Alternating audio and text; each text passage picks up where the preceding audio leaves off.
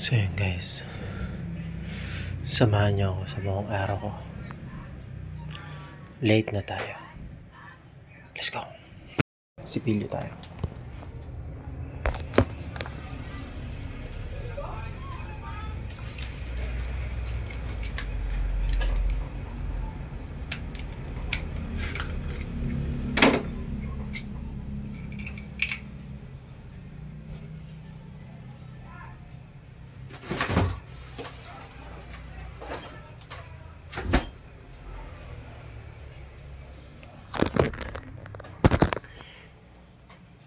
Late na ako.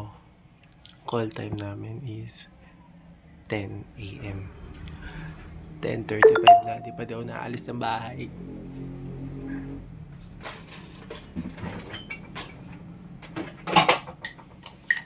Sipilyo lang.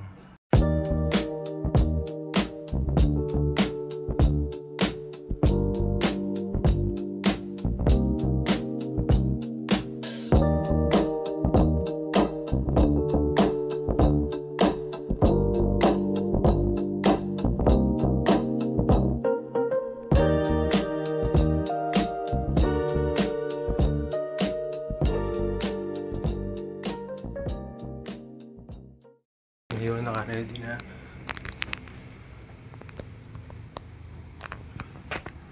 So, magpapabango na lang.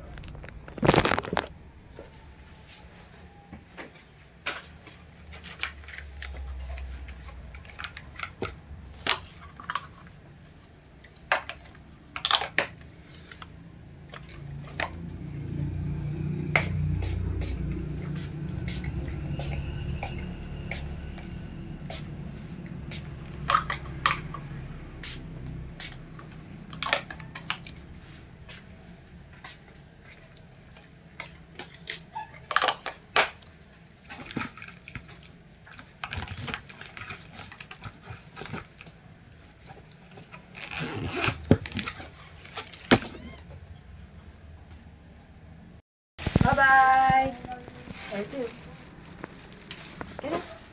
Ha? Bye, Choco.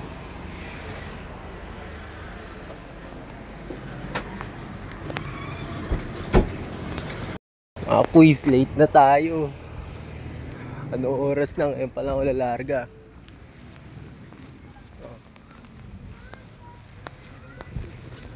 Wala na, late na. Matindi pa niyan, babagalan ko pa. Tara. Antay na lang tayo jeep. Guys, waiting lang akong jeep. Ayan, may nakita na akong binyan. Tara, sakay tayo. Let's go! Kakababa-baba lang natin ang jeep dito sa Walter. Nahanap na nila tayo. Ngayon naman, sasakay naman akong cab. Visit na yan. Ubus ang pera! Tara, samahan nyo ako, sasakay na akong cab. Diyan ako sasakay mga kuys, oh. Tapos may dala pa ako na ito. Aray mo. Kaya mo na, kailangan talaga eh. Eh di tara na. So yun guys, dito na tayo sa cab. Ako lang mag-isa sa likod.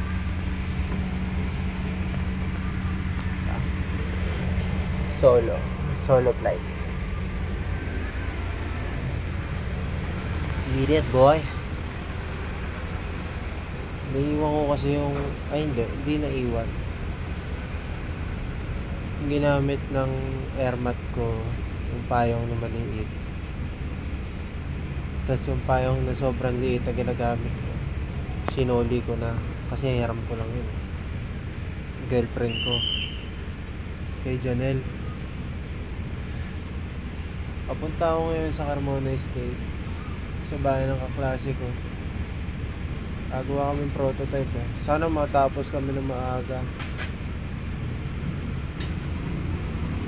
para makapagpahinga na. Sipag ni ate, oh.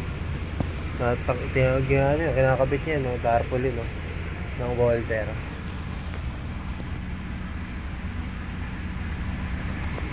Solo gaming siya. Uy, taas na. Ay, di naman pala. Ay, may sasakay na. Si mother. Ay. Diba? Sakay na siya.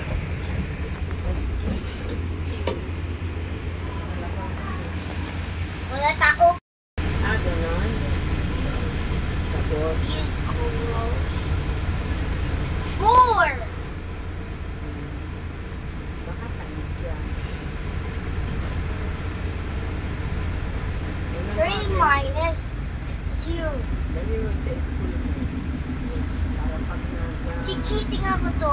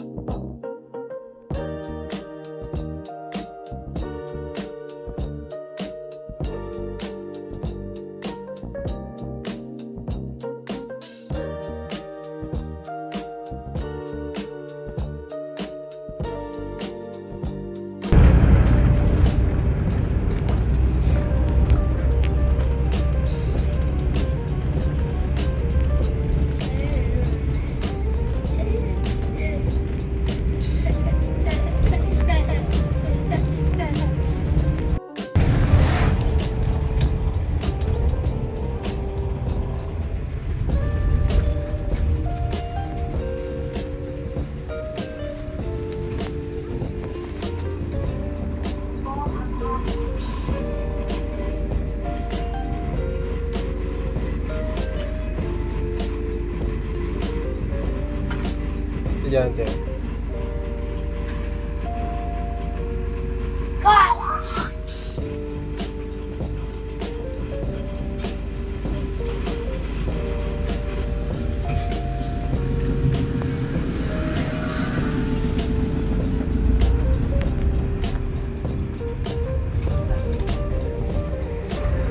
Carmona Estate na tayo, guys.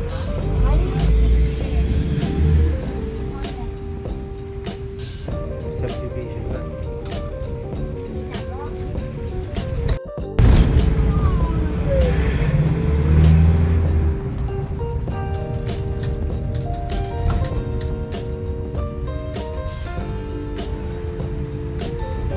Para po. Sabi lang po.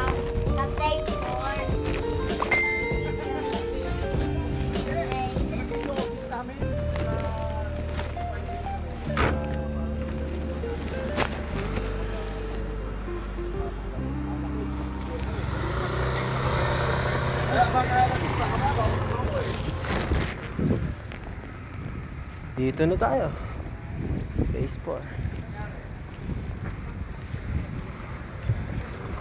Anong oras na ba?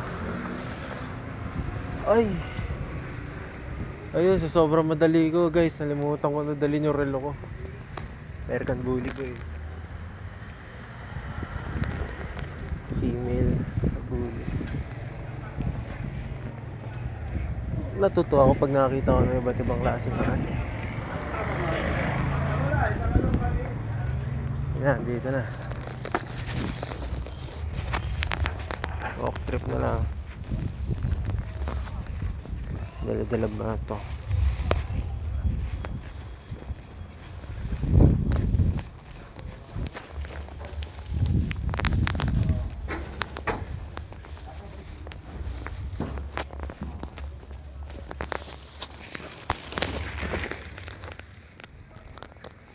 Sana tanda ko pa. Yan, balikan ko kayo mamaya. Naiwan ko na yung mga gamit. Naantay ko na lang iba namin kaklase. So hindi pa pala ako late. Ay paglaro lang ako sa mga tuta dito. Ayun. Ang likot eh. Oh? Sarap laruin eh. Ang dilim ah. Ayun ah. Come on, boy. Come here, boy.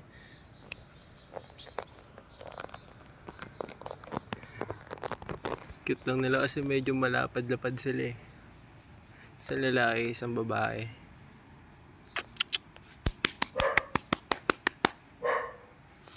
Ayaw nila lumabas.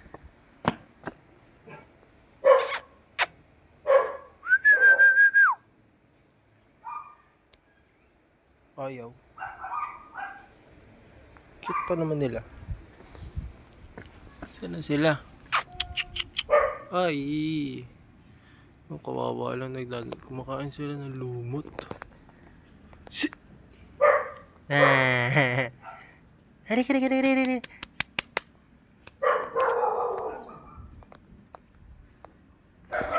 Nilalaro sila ng lumot. Di ko ako nakikita niya eh. Ito. Ayan sila. Yun, kumakain ng lumot. Kawawa naman.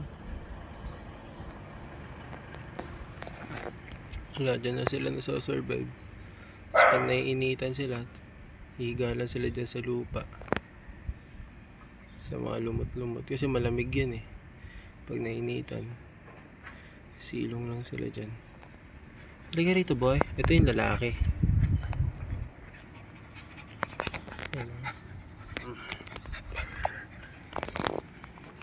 Ayan, oh. Harot. Isang ganda eh. Babae yun, female yung isa.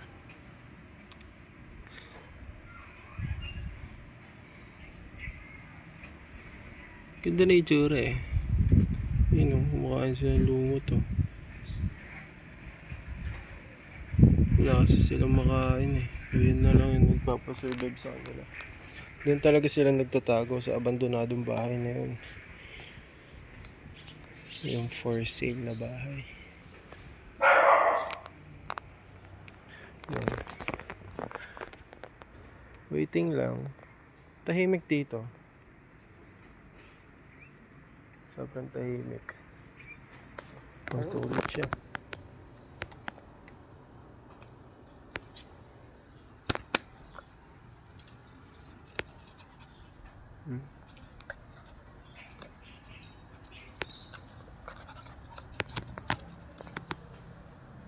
Kaso nadumihan ako kanina. Kanina pagdating ko, sinalubong nila ako dito. Tumapak yung babaeng aso dun oh. Sabay ito yung nangyari eh. Ito pa. Dumihan ako.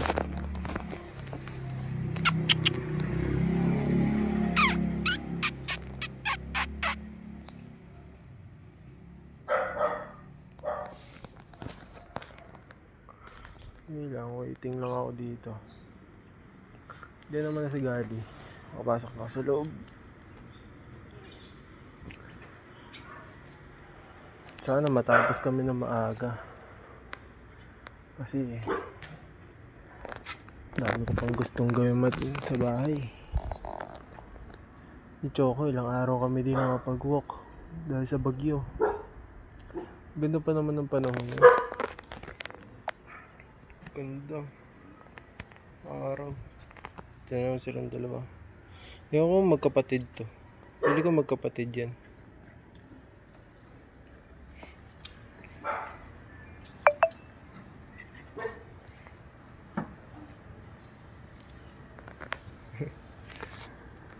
Ang cute eh, no? Kasama lang sila. Sila yung mga makukulit na dog dito. Matuta pa yan. Sarap makakita ng mga tutang hyper eh. Ano?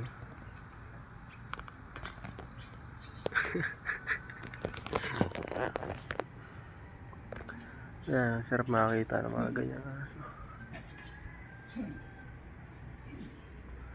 Ayun.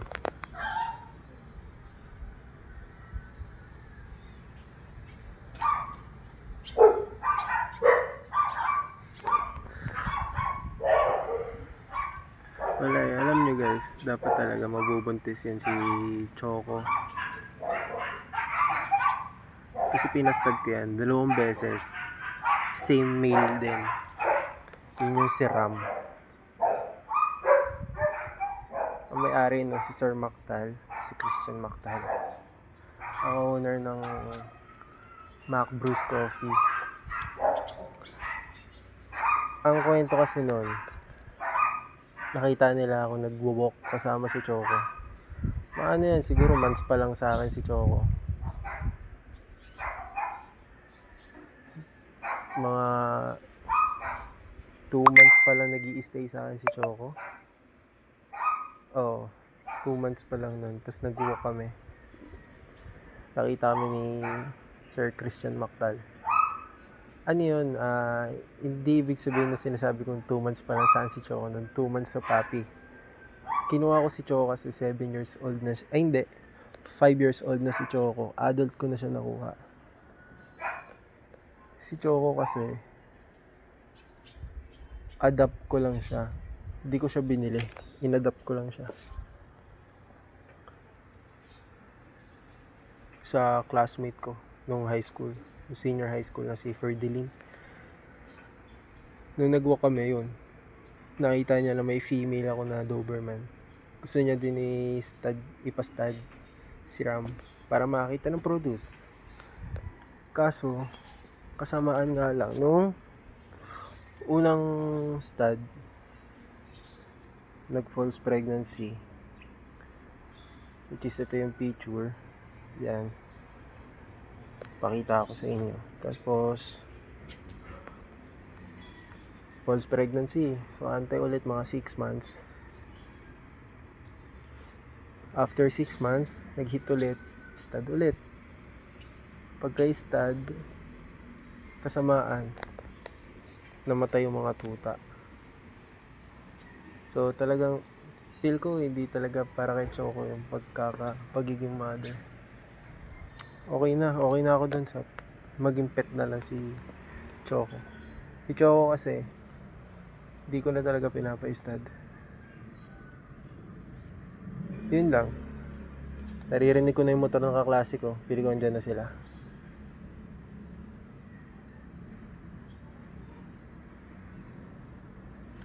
Mukhang wala pa. Yun lang. Di ko na pinastud talaga si Choco. Nagtakot ako. Kasi yung nakita ko yung tsura niya, nagle-labor siya. Kawawa. Binisita din niya ni Sir Christian Mactal. Yung pagle-labor ni Choco. Kakaawa-awa talaga. Wala durog yung tuta.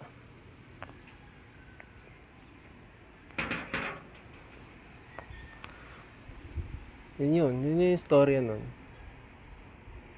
Tapos kwento ko na rin na kung paano ko nakuha si Choco. Actually, sobrang payat niya nun. Kita yung gitara niya. Yung ribs, yung backbone. Kita as in malnourished siya. Ayan yung itsura niya. Nung kinuha ko siya. Ayan. As in, di mo maiisip na paano buti nakasurvive siya ng ganun. Di naman siya napabayaan. Nawala lang ng atensyon. Siyempre, na may nag-aalaga kasi kay Choco. Yun yung lola na kaklase ko. Wala pa din talaga siya. Ayun nga. Yung lola na kaklase ko. Ay, lolo na kaklase ko. Yun yung nag-aalaga kay Choco dati. Ayun, sumalangit na nga. So, wala nag-aalaga, di kaya kasi malaki si Choco talaga eh. Tapos mga kalaro ni Choco doon, mga Pomeranian, Persian. So hindi naman sa hindi kaya, nawawalan na ng attention. Pero napapakain naman. Kaso nga lang, wala nga lang yung tinatawag natin na walking routine. Di na po provide kay Choco. So kinuha ko. Actually, nagulat ako nun. As in, adapt lang talaga. Pinasa lang sa akin, walang bayad. Binigay sa akin. May PCCI pa. So, talagang gulat na gulat ako nun. Kasi kung sa iba yon guys, may PCCI, tapos gusto na yung let out, bebenta nila yun, hindi nila papa-adapt yun. Madalas kasi yung mga pinapa-adapt talaga yung walang bayad. Yun talagang bigay lang. Yun yung mga walang paper. mga walang papel. Yung mapapaisip ko talaga kung pure pedigree ba talaga siya, kung pure Doberman, pure Belgian, kung pure breed siya. Sa PCCI kasi doon kasi nababase kung ano pedigree niya, ano yung lahi niya, ano yung bloodline niya. Kumpleto si Choco. Kumpleto sa papeles yung binigay sa akin. Kaya tuwa ako nun. Actually, after ng defense yun. Kinlaim ko siya na as a reward. Kasi defended kami. Ginawa ko siyang reward. Then yun, mga ilang taon, yan, nagkaroon na ng transformation sa katawan ni Choco, sa health niya. Ngayon, ang next naman, kailangan ko na lang siya i-deworm. Actually, ilang taon na siya din na-deworm eh. Sa mga masiselan dyan, pasensya na. Alam ko mababash nyo ako dito na. Ilang taon ko na hindi na-deworm si Choco. Pero ngayon kasi medyo nagka-budget ako. Kasi student lang naman ako, di naman ako employed eh. Student lang ako. Working student ako, pero syempre, pangangailangan ko sa school, kung nagagastos, pang araw-araw ko. Ipoprovide ko naman yung mga pangangailangan ni Choco pagkain. Ngayon, next naman, papadeworm ko siya. Tapos pag nagka-budget, blood testing natin siya kung may blood parasite siya. Importante yun guys. Usong sakit yan sa aso, blood parasite. Sa mga may aso dyan. Sa mga may alagang aso dyan, pa-blood parasite nyo, ipa-blood test nyo yung mga aso nyo. Maraming cause na ng death ng aso dahil sa blood parasite. Di natin masasabi eh. So yun lang. Tsaka ito pa, pasalamat ako. Di talaga nakapag-produce si Choco. Kasi si Choco kasi may problema sa genes niya. Baka may ipasa niya yun. Yun yung bingot siya. Kung sa tao ang bingot, may hati dito. Diba? Ganun din naman sa aso. Pero dalawa kasing klase ng bingot sa aso eh. Dito, pati sa ngalangala. Sa ngalangala. Si Choco may butas sa ngalangala. Kung nakapag-produce siya, possible, ganun din magiging anak niya. Mahirap yan guys. Kasi si Choco, pag kumakain yan, minsan nababahing siya, na sasabid siya kasi, syempre pag kumakain siya, pumapasok dito. Pero katagalan naman, nasasanay na siya. Pero may time din talaga na nababahing siya. Hindi ko din naman masisisi kasi butas nga ngalangalan niya. So may paraan naman doon para maiwasan yun. Yung iba pinapatahi, pinapa-surgical. Well, pricey yun guys, but kailangan naman talaga. Pero di ko na mapa-surgical si Choco kasi matanda na siya eh. Ilang taon na siya. Ayoko na nga siya pastad kasi kawawa naman. Marami nagsasabi, marami namimilit sa akin na stud mo. 7 years old pa lang naman eh. I know na kaya pa ni Choco. Kasi ganun nga sa aso. 7 years pa lang naman eh. Pag 7 years old, kaya pa mag-produce ng puppy. Oo. Pero as a responsible owner, syempre, di na. Okay na ako dun. Mas iisipin ko yung kalagayan ng aso kaysa sa gusto ko. Hindi naman ako yung maghihirap eh, yung aso ko eh. Mahirap. Nakita ko yung hirap ni Choco nun, nagle-labor siya. So yun lang. Wait na lang natin yung kaklase ko. Bye. Hey, inventor!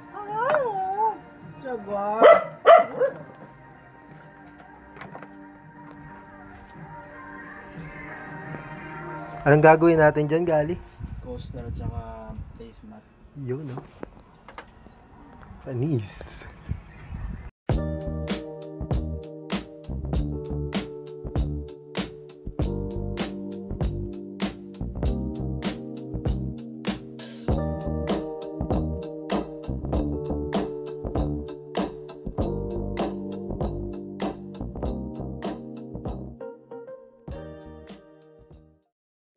Ay, pauwi na. Time check 4:35. Sayang. Walking sana ako, nakauwi na maaga. Kasi hindi eh. Hindi umabot. O bali, ang mangyari niyan.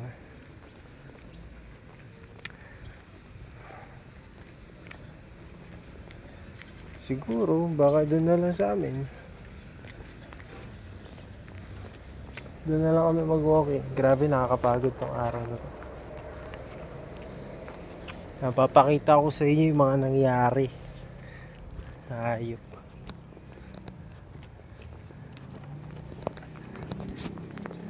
Tindi.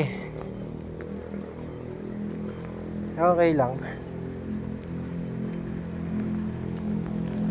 At least may karoon ng idea.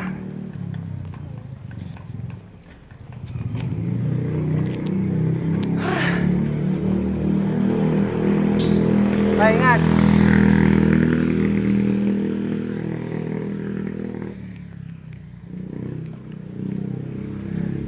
Ay, mag-aantay ako ng cab para may masakyan pa uwi. Aray ko. Heist. Ubusan pere. Gasto. Ay, dito na pala ako mag-aantay ng cab. Ba't pa ako tatawid? Cab ba to?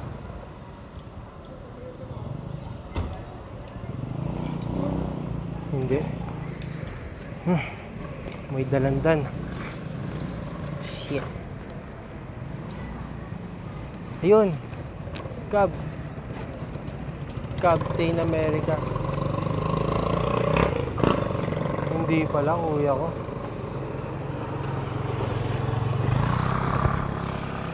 Ay. Ito, cab, kaso pauwi na.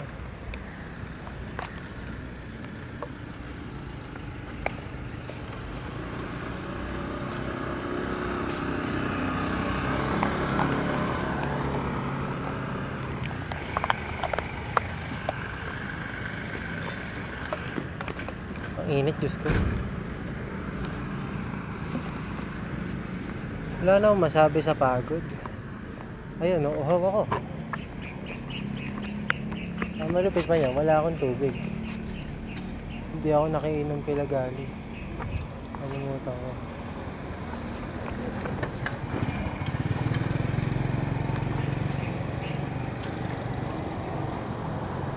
Diyos ko ba?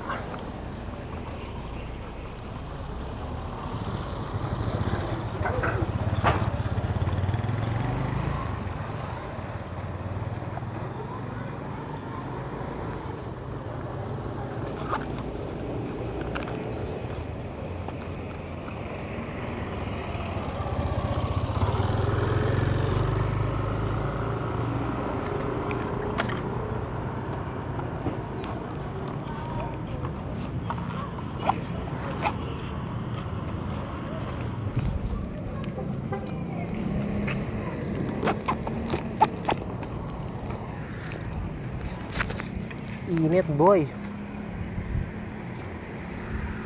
Diba ang tahimik ko? Kasi wala na akong masabi sa pagod. Lintik na yan. Wala, ganun talaga. Okay na yun. At least, para wala na tayong isipin sa susunod. Next week naman na, okay na eh. Pag after ng defense, wala nang problema. Wala nang iisipin. All good in the hood na.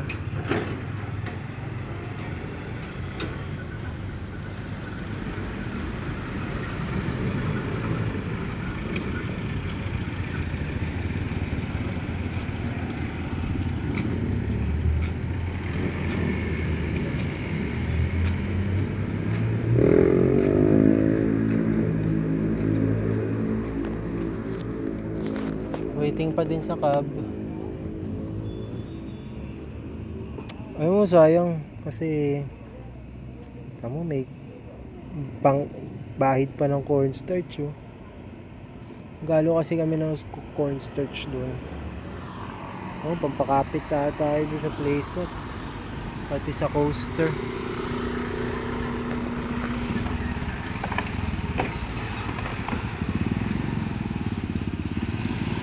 Meron na naman.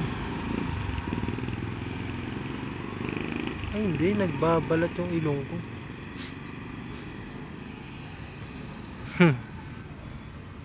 Wala na masabi, diba? Pagod na eh. Ubos na chakra ko, guys. Hindi na kaya. Hindi na.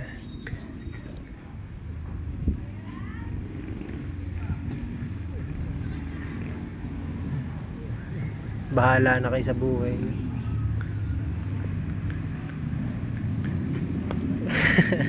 Sabay ganun eh. Hindi, ano lang, nakakapagod talaga. Super. At least may mga nagawa tayo ngayong araw. Naging productive naman tayo. Kahit pa paano. Basta yun lang. Matapos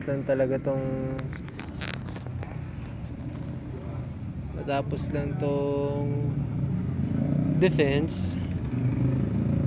Next week Monday naman yun eh. Kagandahan nun, unang-una kami. Well, unang-una kami, so maaga kami matatapos. Pag maaga kami matapos, okay na. Ang kailangan ko na lang problemahin sa negosyo nga.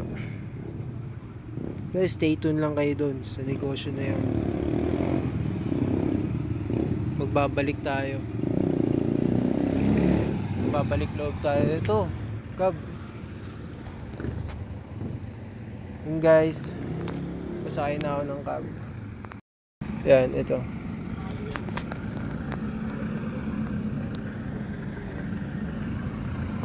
Tayo.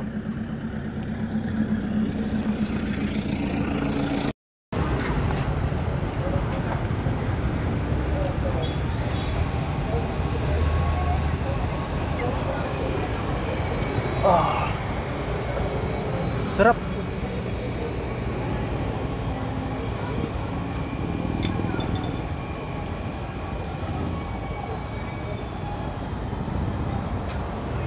Ay, Diyos ko po. Dito na ako sa checkpoint. Pauwi na. Pagod.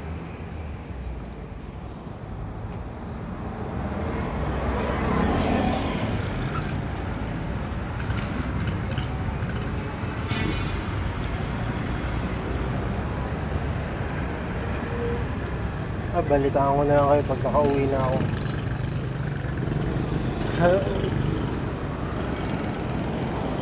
Ito pa yung bote, Nay.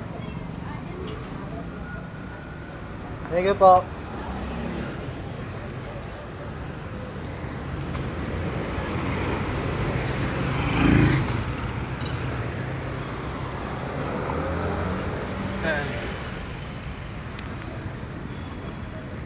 Pauwi na. Diyos ko po. Init.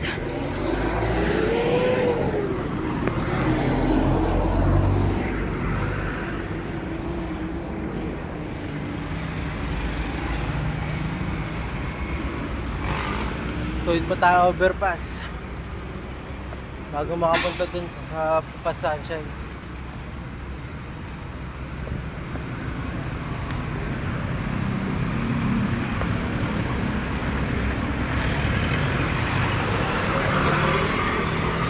Yun lang, balikan ko na lang kayo. Balitaan ko kayo pag nakauwi na ako.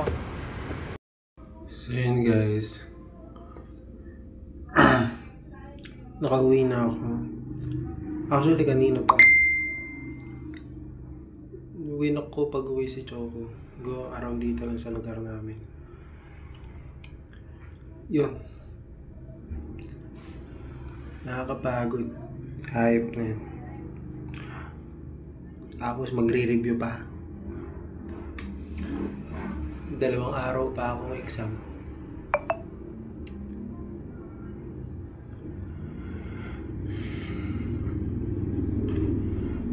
Miss ko na din girlfriend ko.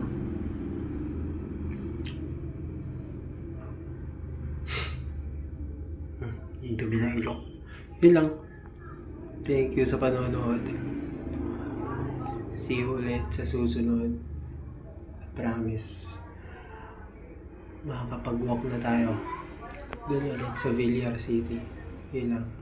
Peace out.